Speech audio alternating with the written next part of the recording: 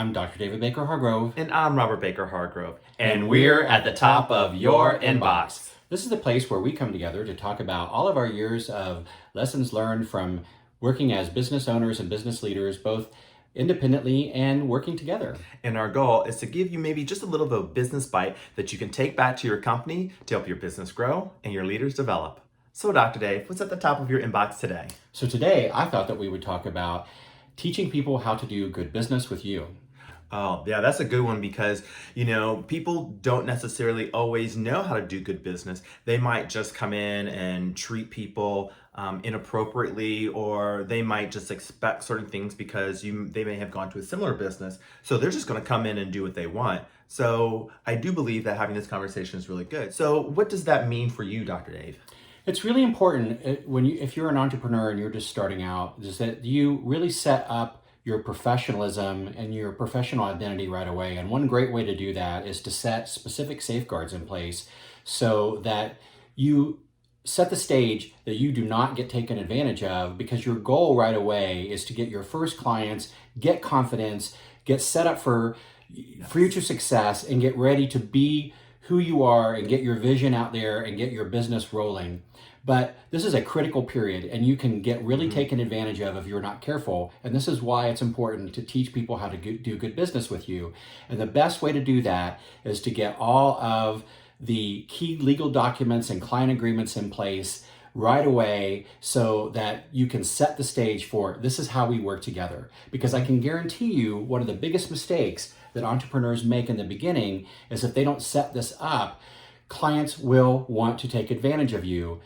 Not because they do it necessarily intentionally, it's just because if the safeguards aren't in place, it's just natural for people to do it. It just happens. I think what you said is one key thing, and you've never said this before, and I was really intrigued when you said it, is your professional identity. That is such a key thing, professional identity. It's how do you do business in a professional manner? And this is who I am as a business, my services, my product. So that's something to take away with. I love that. Thank you for that one. Yeah. And so, and if you start out by undercutting your services or people trying to take advantage of your time, that automatically psychologically undercuts your professional identity. And then that's going to roll into the future of who you are. And you're going to spend too much time trying to make up for that.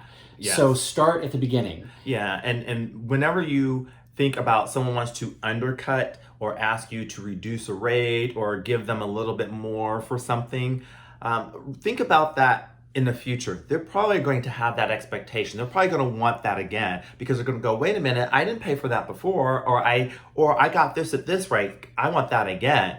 And so what you're doing is you're not setting yourself up for them to manage your business. You're setting yourself up to manage your own business. So that's a really good point in that respect. Yeah. And so, obviously if you've ever worked for a large corporation or company before, there's lots of policies and they have lots of rules of engagement. So, you want to think big, even though you start small, and it doesn't have to be complicated, but you just have to have something there.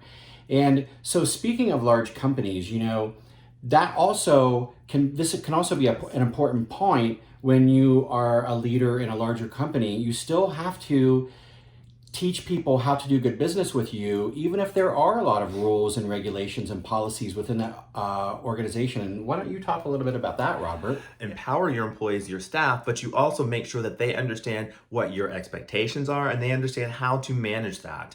And I'll give you a great example. For me, when I was very young in my career, I had an individual come to me and say, well, I don't want to deal with you because you're just too young and this is too important.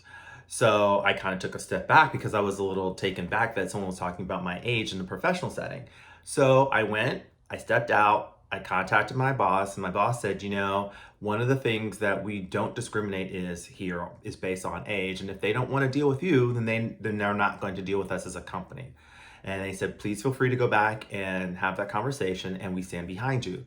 So I went back and I said, well, sir, based off of our conversation, I do want to let you know that the company does not discriminate based off of age, and I've been instructed to share with you that I will be your point of contact and you will have to deal with me or we will not accept your business.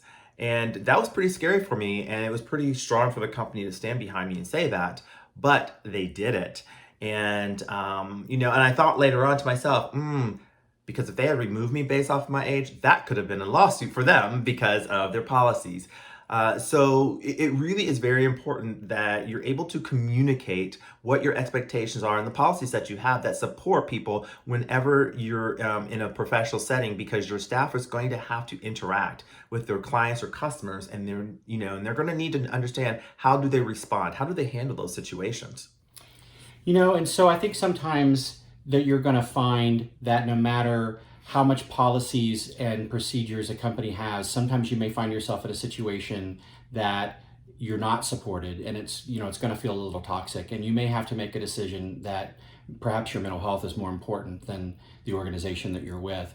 And that's a hard decision to make, but I think in today's world, it's really important to have to make that decision that mental health may be first.